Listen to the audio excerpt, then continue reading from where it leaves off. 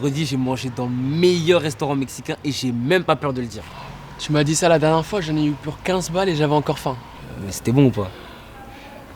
Apprends-toi à faire des tacos, c'est pas compliqué. Voilà, donc, tu commences déjà à bégayer, c'était bon ou pas? Ouais, c'est correct. Ouais, voilà, c'était correct, ouais.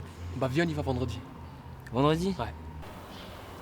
On doit préparer la compétition d'échecs. Oui, mais tu viens de commencer et tu veux les assécher. C'est pas que j'ai envie de sécher, c'est juste on se fout là. Ouais, gros.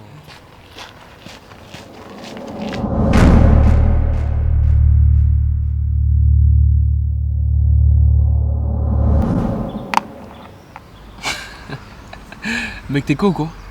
Pourquoi tu fais ça? Hein? Attends, tu m'expliques depuis le départ que t'aimes finir tes parties avec les fous. Et là, tu me le donnes gratuitement?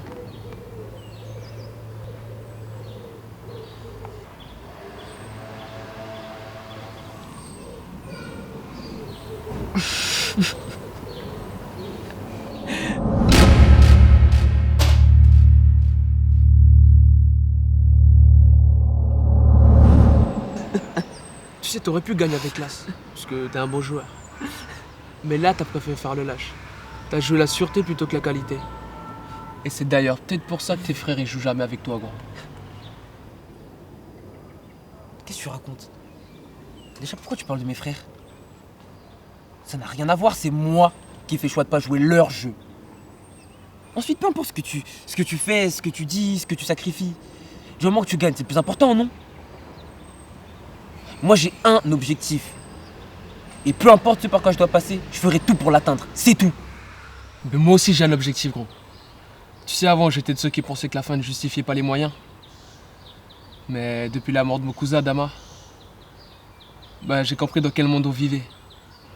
Et que certains doivent payer pour les moyens utilisés.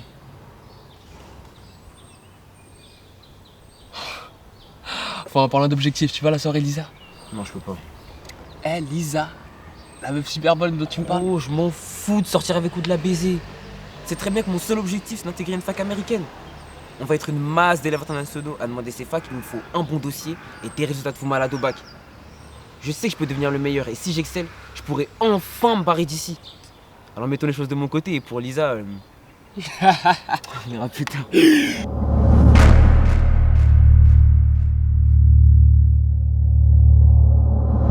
Durant votre infiltration, vous porterez ce micro en permanence.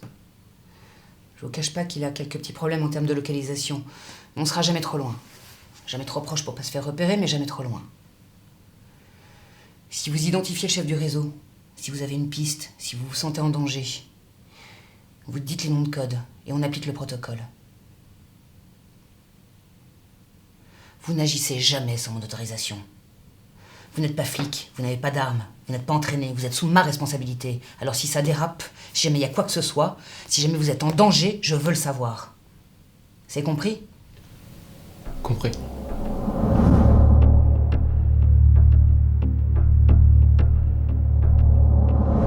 Mais attends, la daronne, elle sait que... Elle pense qu'il a fugué. Elle a raison. Comment raison? Wesh, il va fuguer où? Comment ça, il a pas fugué? Ça fait une semaine qu'on l'a pas vu, qu'il est pas parti en cours et pourtant il est dans le coin. Tais-toi déjà. Je vous embrouille, on est là pour chercher Manu. Vous avez demandé au club d'échecs si vous n'avez pas vu? Ouais, je suis parti là-bas. Ils ont dit qu'il avait des cours à rattraper, je sais pas quoi. Mais hey, le mec du club d'échecs là. Quel mec? Je suis sûr qu'il sait où. Ouais, je suis obligé.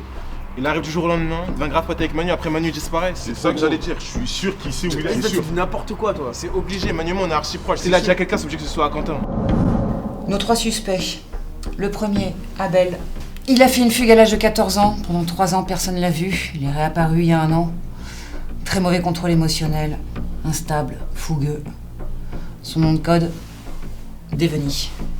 Damien, le plus jeune des 3.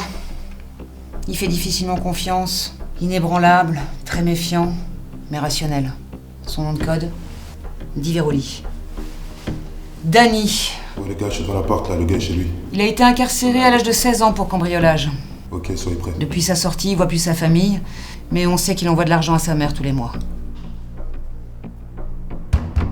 Insoumis, impulsif, audacieux. Il est où Manu?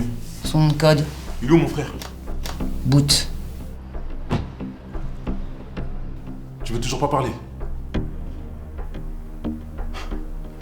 Si on m'avait dit un jour que je serais amené à faire ce genre d'interrogatoire, j'aurais sûrement rigolé à la face du gars. Je suis un keuf, moi, pour faire des interrogatoires? Non, ça c'est sûr. Crois-moi, on le prendrait jamais pour un keuf. On entend quoi? J'entends les voix, ça commence à chauffer, faut qu'on se dépêche. En plus c'est chelou, ça coupe, je suis sûr ils sont dans un sous-sol. Tu peux me dire qu'est-ce que je fais menotter à cette chaise là? Force pas à te faire du mal. T'es la dernière personne qui l'a vu. Donc je sais que tu sais où il est. On envoie une unité à chaque planche. On n'a pas assez d'unités disponibles, on est les seuls sur le coup, on peut pas se planter là. Il est où, mon frère? Qui te dit qu'il a pas fugué? Hein? Vous avez l'habitude des fugues dans la famille, non? C'est pas possible. Mais j'ai pas d'identification. On n'a pas le choix. Quentin il sait qu'il doit nous donner ses foutus codes pour qu'on puisse y aller là. Ou peut-être même qu'il s'est fait attraper après un cambriolage. C'est pas plus crédible. T'en sais des choses, toi. Et même si je te disais qui je suis là, maintenant, ça te servirait à quoi? T'es plutôt audacieux, alors vas-y.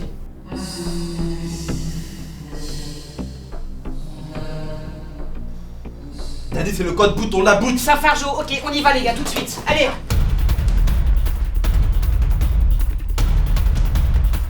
Tu vas payer pour les putains de conneries que t'as faites. T'es menotté à une chaise, là. Tu penses pouvoir faire payer quoi à qui? Hein?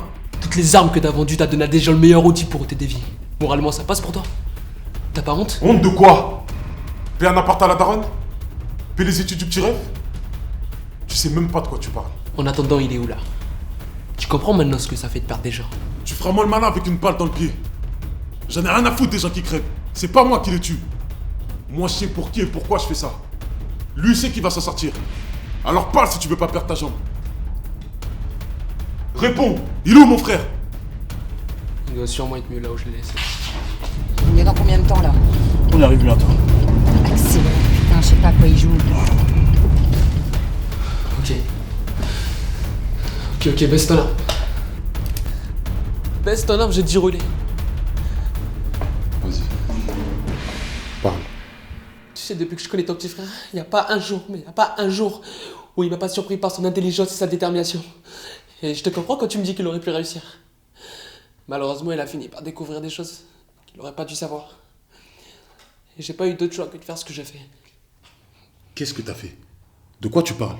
Écoute, je porte actuellement un micro sur moi et je travaille avec la police. Et une unité devrait être sur le point d'arriver. Un micro? Enculé de flic. Et t'aurais pu être le pape, le président, je t'aurais quand même ramené ici. Alors ramène-la ton équipe, qu'elle vienne, je l'attends. En espérant qu'elle arrive avant que t'aies crevé, sale chien. Ce qui va très vite arriver si tu me dis pas où il est. Mais tu comprends pas qu'il s'en foutait de toi et de tes autres frères? Tu lui as servi à quoi dans sa vie à part le frapper quand il t'écoutait pas et lui donner de l'argent quand il t'écoutait? Hein? Qu'est-ce que tu faisais pour lui? Tu crois que t'étais un modèle pour Ta lui? gueule! Il est où? Il m'a tout raconté, toutes vos histoires. Il vous prenait tous pour des abrutis, toi et tes autres frères. C'était le seul qui réfléchissait. Le seul à savoir comment rendre votre mère heureuse. Mais ferme ta gueule! Mes frères et moi, on a tout sacrifié pour qu'il ait la meilleure vie possible. Il vous aimait même pas! Il rêvait de ce moment où il partirait aux États-Unis. Où il serait loin de vous tous. Parce que vous êtes tous des merdes. Ferme ta gueule si tu veux pas. Il est mort! Voilà, je l'ai tué.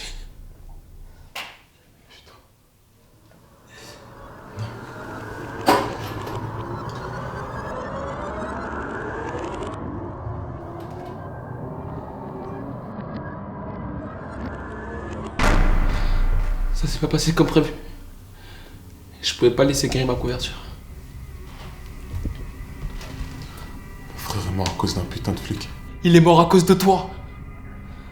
Alors bute-moi, vu que tu sais faire que ça. Ça serait juste. Non? Bute-moi. Et que je suis sur vite.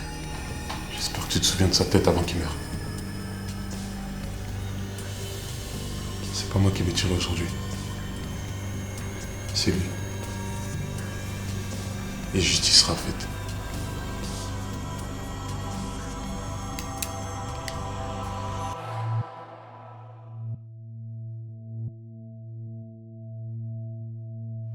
On veut tous être le héros de son histoire, agir sur son destin, voire l'écrire. Parfois, on croise d'autres histoires et on cherche à y laisser notre trace, y laisser des souvenirs, des idées, voire même des valeurs. En réalité, nos valeurs sont les choses auxquelles nous sommes le plus attachés et on aimerait que les autres y donnent la même importance car à nos yeux, elles sont justes. Mais devons-nous faire justice nous-mêmes ?